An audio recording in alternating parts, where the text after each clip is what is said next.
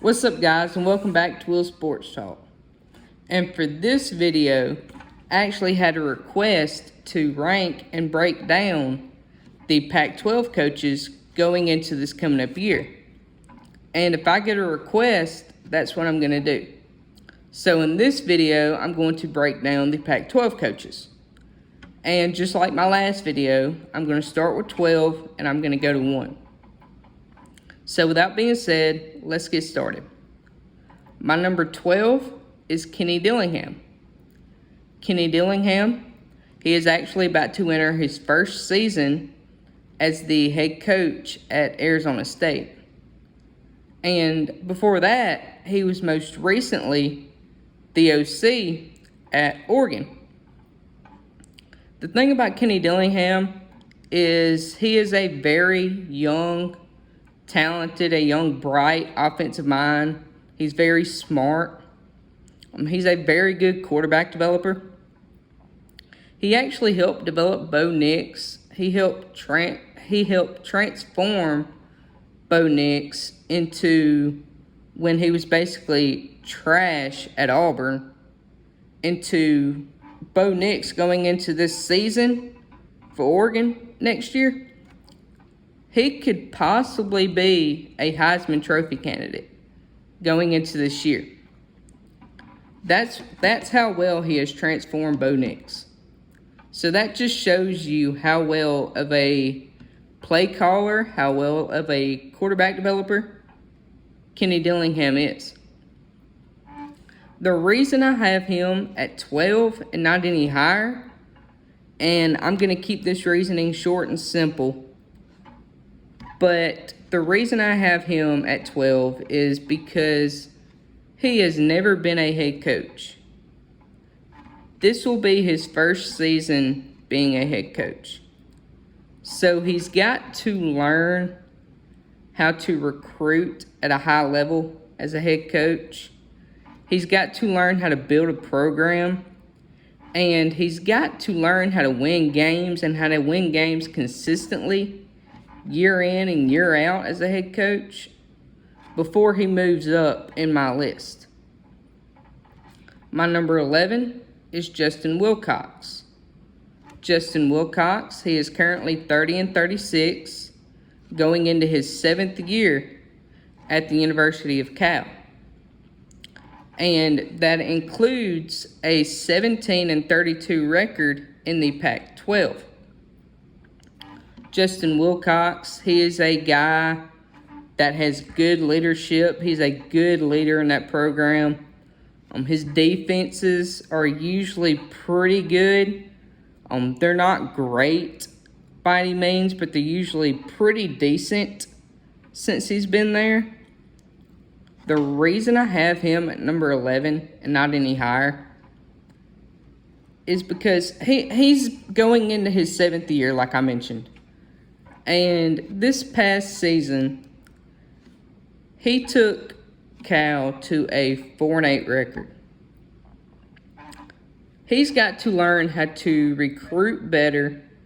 He's got to learn how to win consistently, and make bowl games consistently before I move him up into this list or up higher in my list. He's got to have 6-6, 7-5 records consistently before he moves up in my list. My number 10 is Troy Taylor. Troy Taylor, he is also entering his first year as head coach at a different school. He is entering his first year at Stanford. Troy Taylor, before coming to Stanford, he was actually most recently head coach at FCS level Sacramento State. And during his time at Sacramento State, he actually posted a 30-8 record. And Troy Taylor, he is actually a very good, young, offensive-minded coach. Always has very explosive offenses. This past year, at Sacramento State. He actually helped Sacramento State to a 12-1 record this past year. And during this 12-1 season, his offense actually ranked 4th in the nation in points per game, scoring 42.9 points per game. Ranked 4th in total offense, averaging 499.8 yards per game, and averaged 7th in rushing offense, averaging 243.3 yards per game. The reason I have him at 10 and not any higher is, yes, he has succeeded at Sacramento State. He's done a very good job there. But he's coming from the FCS ranks. It's not too hard to win in the FCS. He's coming over to the FBS, which is a lot different, a lot stiffer competition. He's about to face quarterbacks like Caleb Williams, who won the Heisman last year. Barry could possibly win it again this year. He's about to face Bo Nix, Michael Penix Jr. He's about to face Cameron Rising. And he's also about to face elite defenses. It's a lot different than the Power 5. So he's got to learn how to recruit in the Power 5 and the Pac-12. He's got to learn how to compete and win games consistently in the Pac-12, in the Power 5, before I move him up in this list. My number 9 is Deion Sanders. And I've mentioned Deion Sanders previously in one of my other videos, but I'm going to kind of give another rundown of him in this video. Deion Sanders, he's entering his first year as head coach of Colorado. He was previously at Jackson State, where he coached for the past 3 seasons. And during those 3 seasons at Jackson State, he actually has a combined 27-5 record. And that includes back-to-back SWAC championships. That also includes an 11-2 record in 2021 and a 12-0 record in 2022. And the reason I have him at 9, not any higher, because I know there's a lot of hype going into Colorado and Deion Sanders going into this year, which I mentioned in my previous video, I'm not buying all the hype. Yes, Deion Sanders is a good recruiter. He actually flipped the number 1 recruit in the country 2 years ago, Travis Hunter. Travis Hunter was basically already on his way to Florida State before Deion Sanders flipped him from Florida State to Jackson State. And yes, he was able to flip him, but it is Deion, if we're being honest. And even though all this is legal now, there was more than likely money involved. But in the end, he did flip him, and he has done a great job for Jackson State ever since he has arrived. And yes, Deion is a proven winner at Jackson State. That winning record, those back-to-back SWAC championships, proves he is a winning coach, at least at the FCS level. But it's like I mentioned with Troy Taylor. He's coming over to the FBS. He's coming over to the Pac-12. You're facing a lot tougher competition. You're facing a lot tougher defenses. Facing very good quarterbacks. It's a gauntlet week in and week out. So he's got to prove that he can consistently win in the Pac-12 before he moves up in this list. My number 8 is Jed Fitch. Jed Fitch, he is currently 6-18, going into his third year as head coach at Arizona. And the thing about Jed Fitch is, like I said, he's going into his third year, and he's actually improved Arizona the past 2 years that he's been there. That first year, he took over in 2021. They finished that season with a 1-11 record. The next year, he comes back and he boosts Arizona to a 5-7 record, almost making a bowl game. So that is a 4-game improvement.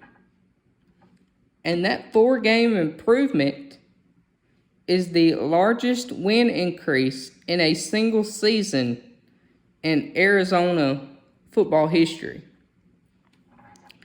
And Jed Fitch, last year, he also led Arizona to a big win last year over then number 9 UCLA, which happened to be Arizona's first top 10 road win since 2015.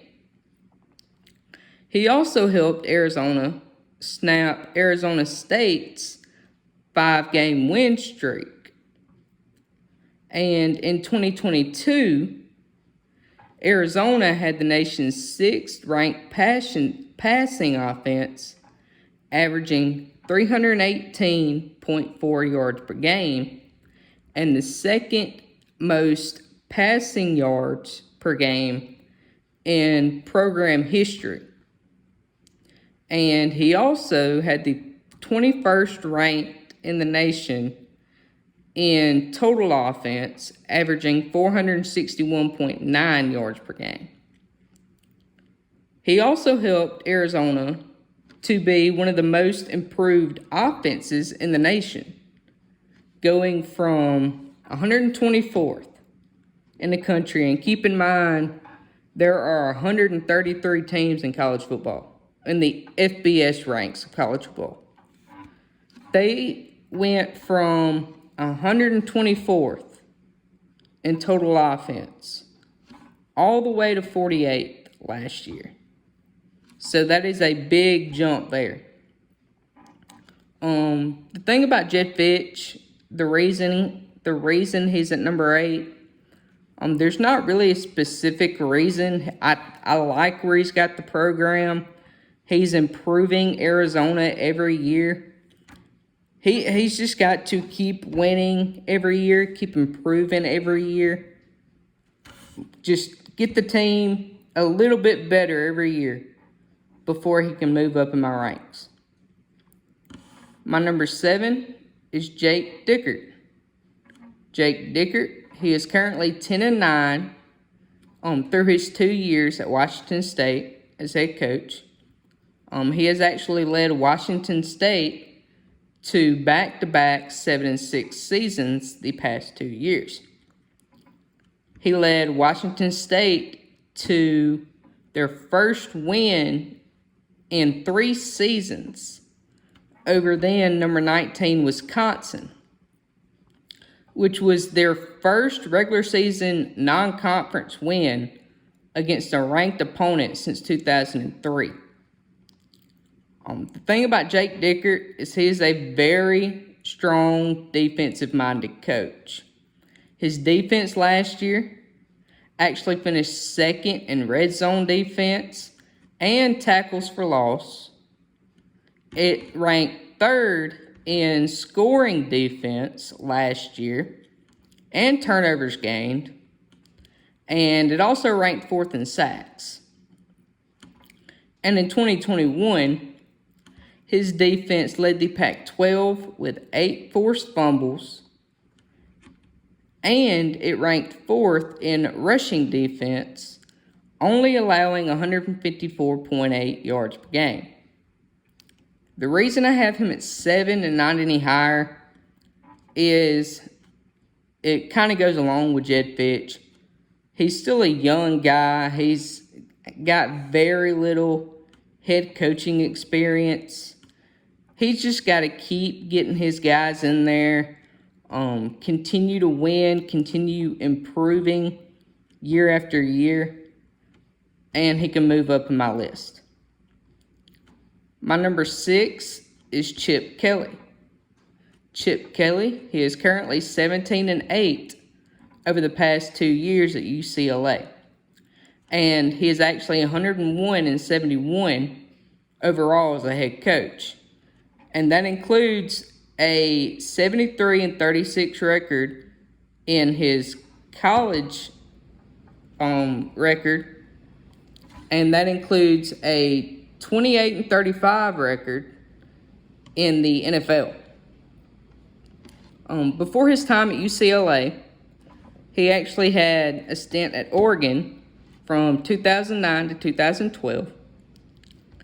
And during his time at Oregon, he actually posted a 46 and 7 record as a head coach. After that, he was actually with the Philadelphia Eagles from 2013 through 2015. Then after that, he had a stint with the San Francisco 49ers in 2016. And then after the 2016 season, that's when he was named head coach for UCLA.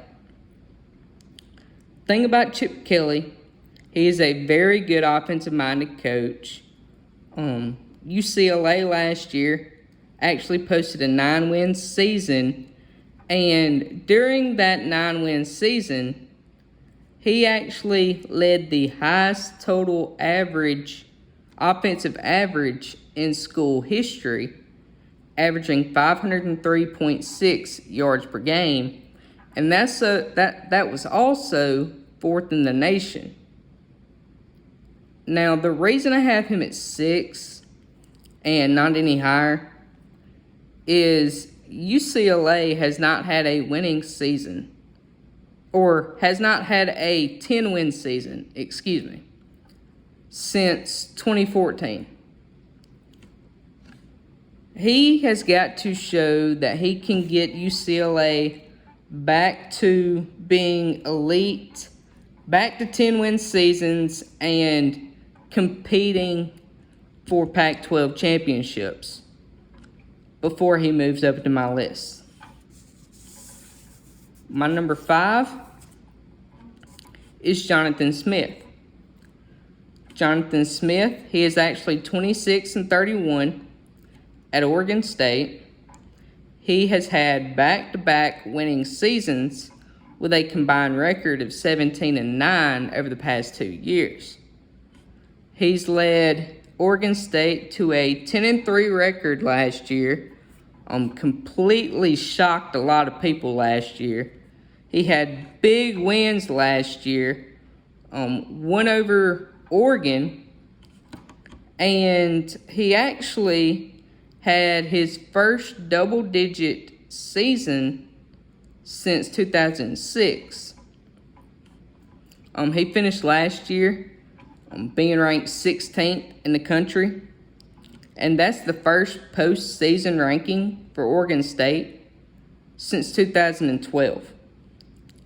The thing about Jonathan Smith is he is a very good offensive mind, and the reason I have him at number 5, and this kind of reminds me of Lane Kiffin, is he does have a tendency to coach too aggressive, takes chances that he probably shouldn't take, and that does cost him some games every now and then. Like I said, kind of reminds me of Lane Kiffin, because Lane Kiffin does the exact same thing. But that's why I have him at number 5 and not any higher. My number 4 is Dan Lanning. Dan Lanning, he is actually entering his second year as head coach at Oregon. He actually put together a 10-3 record last year in his first year. And Dan Lanning, he's a very elite recruiter, and he is actually currently the top recruiter in the Pac-12 right now. And another thing about Dan Lanning is he is also very good at developing talent. He's very good at putting guys in the NFL. This past 2 years when he was at Georgia, he's had countless amounts of players entering the draft, really just in the first 2 rounds alone. So his whole time at Georgia, he was constantly putting dudes in the NFL. I mean, the dude is a beast at developing talent. And another thing about Dan Lanning is, I'm not going to say he is the best, but he is one of the best defensive minds in the country. Dan Lanning, he is a 2-time finalist for the Boreals Award, which is given to the top assistant in college football. In 3 seasons at Georgia, his defense led the country in combined scoring defense, only giving up 13.6 points per game. And in rushing defense, only giving up 75.7 yards per game. And it actually ranked second in total defense, only giving up 284.3 yards per game. Last year at Oregon, his defense was kind of up and down at times. There was times where it didn't look very great at all. And then there was times it just shut out the entire game. The reason I have him at 4 is there's not really a specific reason. I really like Dan Lanning at Oregon. He's just got to get his guys in there. Let them learn the system. And that defense is going to get better. Like I said, Dan Lanning is one of the best defensive minds in college football. So that defense is going to get better. So it's just within time that he moves up in my rankings. My number 3 is Lincoln Riley. And I've actually mentioned Lincoln Riley in one of my previous videos. Lincoln Riley, he's currently 11-3 as head coach at USC. He's currently 68-13 overall as a head coach. Lincoln Riley, he has a winning percentage of over 800. He took Oklahoma to 4 Big 12 championship games in 5 years during his tenure there. And when he was at Oklahoma, he also took Oklahoma to the college football playoff 3 times. Lincoln Riley's offenses, they're always very explosive. If you play for Lincoln Riley, you expect to score points. Lincoln Riley, he's also a very good quarterback developer. He's actually coached 3 Heisman Trophy winners. You have Kyler Murray and Baker Mayfield when he was at Oklahoma. And then you actually have the most recent Heisman Trophy winner last year, Caleb Williams, was also coached under Lincoln Riley. So, like I said, very good at developing quarterbacks. And Lincoln Riley, he has also won 10 or more games 5 times and has never finished a season ranked below number 12. The reason he's at number 3 and not higher is I mentioned it a few videos back, or my last video actually. His defense, a Lincoln Riley-led team, is not going to win any top championship, and it's because of his defense. That defense needs to get fixed in a major way because it will cost him any type of big game that he plays in. He just needs to go ahead and fire Alex Grinch. If he can improve that defense and actually win a Pac-12 championship, he will move up in this list. My number 2 is Kalen DeBoer.